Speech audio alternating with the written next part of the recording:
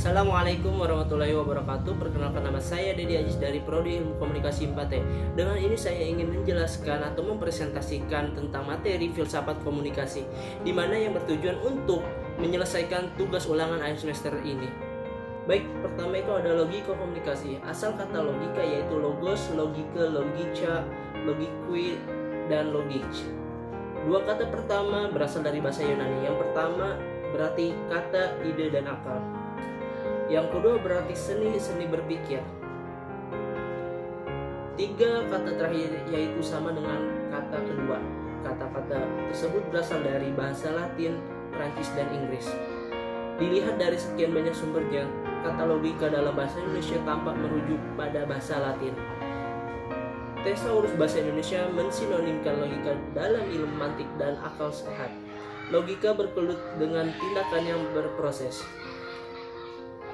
Komunikasi berasal dari kata bahasa Inggris communication. KBBI mendefinisikan komunikasi sebagai pengiriman dan penerimaan pesan antara dua orang atau lebih sehingga pesan yang dimaksud dapat dipahami. Kemudian komunikasi adalah pengiriman dan penerimaan pesan antara dua orang atau lebih melalui ucapan, tulisan, atau media lain. Selanjutnya, logika, the science and art of correct thinking. Correct artinya itu benar atau tepat. Logika merupakan ilmu pengetahuan atau sains, sekaligus juga merupakan seni, kecakapan, kemahiran art untuk berpikir lurus, tepat, dan teratur.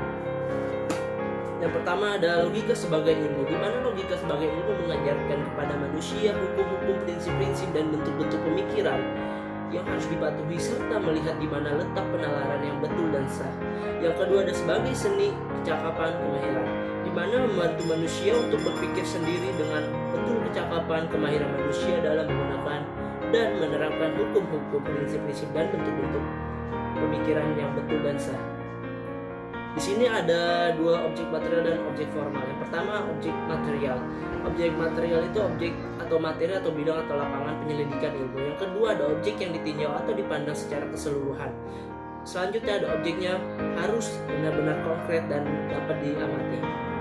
Selanjutnya ada objek formal. Yang pertama itu ada sudut pandang, bagaimana ilmu dipandang.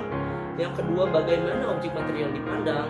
Yang ketiga objek formal menentukan sifat ilmu, metode yang dipergunakan, dan pendekatan yang memadai bagi ilmu tersebut. Dan yang terakhir ada objek formal merupakan prinsip perbedaan ilmu. Kegunaan logika yang pertama itu membantu setiap orang yang mempelajari logika untuk berpikir secara rasional, kritis, dan tepat.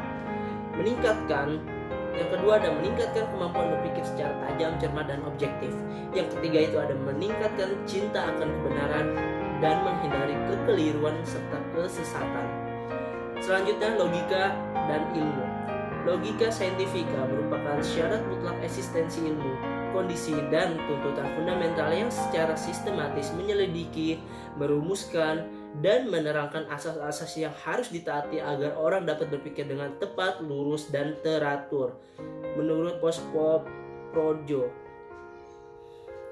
logika merupakan alat bagi seluruh ilmu pengetahuan menurut Aristoteles. Logika dan dialektika. Yang pertama itu, meskipun logika menjadi dasar bagi ilmu yang lain, jangan jadikan logika sebagai satu-satunya jalan, karena logika hanyalah salah satu jalan atau cara dalam mengasah akal dan pikiran kita dalam mengamati fenomena alam ini. Yang kedua, logika mengajarkan sebagai sesuatunya yang diperlukan untuk mencapai kebenaran, tetapi belum mengajarkan kebenaran materi pemikiran. Informasi tentang materi pemikiran perlu dicari dan dikumpulkan dari bidangnya masing-masing. Yang ketiga ada dalam berpikir. Selain logika juga harus dialektis, di mana yaitu berpikir yang dengan seksama menaati hukum-hukum pikiran dan sesuai dengan realitas. Yang terakhir, jika logis saja maka akan mengabaikan implikasi-implikasinya seperti implikasi moral dan epistemologis. Selanjutnya ada positivisme, suatu aliran yang menyatakan ilmu alam sebagai satu-satunya sumber pengetahuan yang benar dan menolak aktivitas yang berkenaan dengan metafisika. Tidak mengenal adanya spekulasi, semua didasarkan pada data empiris. Positivisme merupakan empirisme yang dalam segi-segi tertentu sampai kepada kesimpulan logis ekstrim karena pengetahuan apa saja merupakan pengetahuan empiris dalam satu atau lain bentuk, maka tidak ada spekulasi dapat menjadi pengetahuan.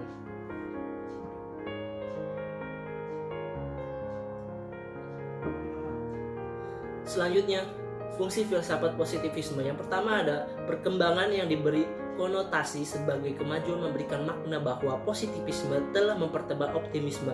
Yang kedua ada kemajuan dalam bidang fisik telah menimbulkan berbagai dalam segi kehidupan. Yang ketiga ada dalam segi rasional ilmiah berfungsi pula kemampuannya untuk menerangkan kenyataan sedemikian rupa sehingga keyakinan akan kebenaran semakin terbuka menurut Adi tahun 2012. Ciri-ciri positivisme yang pertama objektif atau bebas nilai. Yang kedua fenomenalisme yang berarti bahwa realitas terdiri dari impresi-impresi. Yang ketiga ada nominalisme. Bagi positivisme hanya konsep yang mewakili realitas partikular lah yang nyata. Yang ketiga ada yang keempat maksudnya reduksionisme. Yang dimaksud reduksionisme realitas reduksi menjadi fakta-fakta yang dapat diamati. Yang kelima naturalisme tentang keteraturan peristiwa-peristiwa di alam semesta yang meniadakan menjelaskan supranatural menurut Adi Kodrati. Yang terakhir mekanisme bahwa semua gejala dapat dijelaskan dengan prinsip-prinsip yang dapat digunakan untuk menjelaskan mesin-mesin atau sistem-sistem mekanis. Selanjutnya ada post-positivisme. Post-positivisme dalam penelitian sosial dan komunikasi.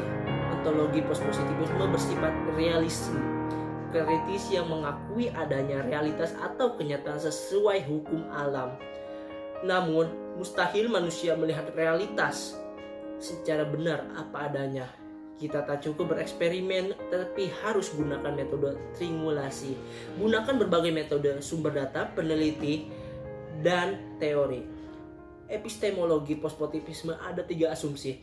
Yang pertama itu ilmu pengetahuan diperoleh melalui pencarian realisasi kausal dan keteraturan antara berbagai komponen dunia sosial. Yang kedua itu relasi kausal dan keteraturan itu dapat ditemukan jika ada pemisahan total antara pengamat dan subjek yang diteliti. Yang ketiga itu pemisahan ini dapat terjamin melalui menggunakan metode ilmiah. Selanjutnya ada struktur teori. Yang pertama teori merupakan abstraksi dari kenyataan atau realitas. Yang kedua ada teori harus logis dan berhubungan dengan realita. Yang ketiga teori terdiri dari satuan-satuan pembentuknya. Yang keempat teori harus menspesifikasi hukum-hukum interaksi antara unit-unit yang dimiliki dan batas konsep penerapan teori itu. Teori harus diubah menjadi definisi operasional. Fungsi khusus teori yang pertama itu ada explanation atau penjelasan. Yang kedua predication atau prediksi. Yang terakhir itu ada control atau kontrol. Selanjutnya ada konstruktivisme. Konstruktivisme adalah suatu filsafat pengetahuan yang dimiliki anggapan bahwa pengetahuan adalah hasil dari konstruksi atau bentukan manusia itu sendiri. Manusia mengkonstruksi pengetahuan mereka melalui interaksi mereka dengan objek, fenomena, pengalaman, dan lingkungan mereka.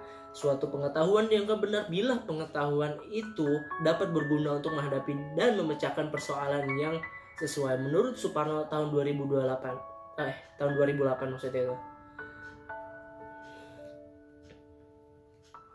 Menurut Brooks and Books tahun 1993, konstruktivisme adalah lebih merupakan suatu filosofi dan bukan suatu strategi pembelajaran.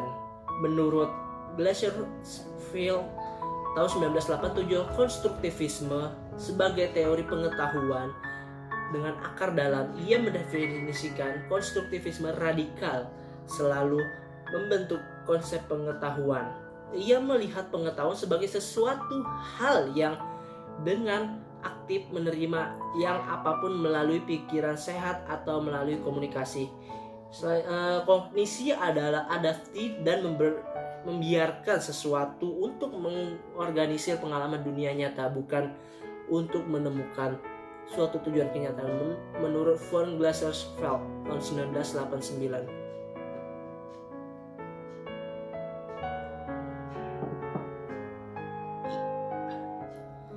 Selanjutnya ada konstruktivisme dalam ilmu komunikasi. Teori konstruktivisme adalah pendekatan secara teoritis untuk komunikasi yang dikembangkan pada tahun 1970-an oleh Jess Delia dan rekan-rekannya Miller tahun 2002. Konstruktivisme ini lebih berkaitan dengan program penelitian dalam komunikasi antar personal. Robin Penman merangkum kaitan konstruktivisme dalam hubungan dengan ilmu komunikasi. Yang pertama, tindakan komunikatif sifatnya sukarela. Yang kedua, pengetahuan adalah sebuah produk sosial. Yang ketiga, pengetahuan bersifat kontekstual. Maksudnya itu, pengetahuan merupakan produk yang dipengaruhi ruang waktu dan akan dapat berubah sesuai dengan pergeseran waktu. Yang keempat, teori-teori menciptakan dunia. Yang kelima itu, pengetahuan bersifat syarat nilai. Teori konstruktivisme menyatakan bahwa individu menginterpretasi dan beraksi menurut kategori konseptual dati pikiran. Aliran ini meyakini bahwa sistem kognitif individu berkembang kompleks.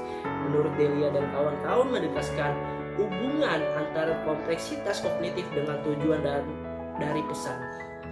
Selanjutnya itu ada kritisisme. Teori ini dikembangkan oleh mazhab Frankfurt yang digunakan untuk mengkritik keadaan pada masa Renaissance. Teori kritis dipengaruhi oleh Marxisme.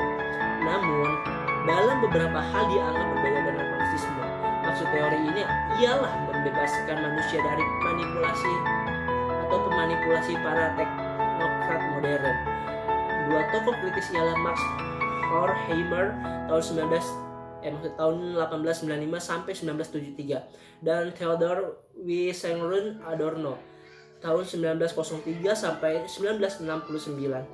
Tokoh lainnya adalah Herbert Marcuse. Teori kritis dapat dianggap sama dengan paradigma konstruktivisme dengan alasan sebagai berikut. Yang pertama, teori kritis meyakini bahwa ilmu pengetahuan itu dikonstruksi atas dasar kepentingan manusiawi. Dalam praksis penelitian dibuat sangat bergantung dengan nilai-nilai si peneliti. Yang terakhir itu standar penelitian ilmiah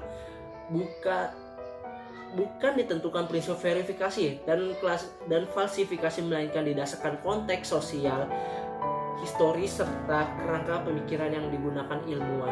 Pendekatan teori kritis pada komunikasi yaitu kajian komunikasi mulanya mencakup retorika saja, lalu muncullah publisistik, ilmu persurat kabaran. Maka berita, terutama bagaimana menyampaikan gagasan atau pesan melalui tulisan, menjadi objek komunikasi. Perspektif teori kritis adalah upaya membongkar ideologi dominan yang menindas ideologi menjadi inti kritiknya. Ideologi dalam hal ini dapat dipahami sebagai relasi kekuasaan yang di luar suatu kelas. Marxisme jelas adalah cabang yang merupakan cikal bakal lahir teori kritis. Marx mengajarkan bahwa alat-alat produksi dalam masyarakat menentukan sifat kesadaran masyarakat. Sehingga dalam pandangan Marx, ekonomi adalah dasar atau basis dari semua struktur sosial. Yang selanjutnya, postmodernisme dalam arti paling umum ditandai dengan berakhirnya modernitas dan proyek pencerahan. Hal ini sebagian besar menandai berakhir era masyarakat industri dan munculnya era informasi, di mana produksi komoditas telah memberikan cara untuk produksi dan manipulasi pengetahuan. Yang selanjutnya adalah cultural studies, adalah sekumpulan teori yang memikat minat yang sama, yaitu terhadap ideologi mendominasi budaya, namun demikian fokus pada perubahan sosial dari sudut pandang budaya sendiri. Kajian budayanya adalah hubungan kajian budaya dengan soal-soal kekuasaan dan politik, dengan keinginan akan perubahan dan untuk kelompok-kelompok sosial yang terpinggirkan, terutama kelompok kelas, gender, dan ras, tapi juga kelompok usia, kecacatan kebangsaan, dan sebagainya.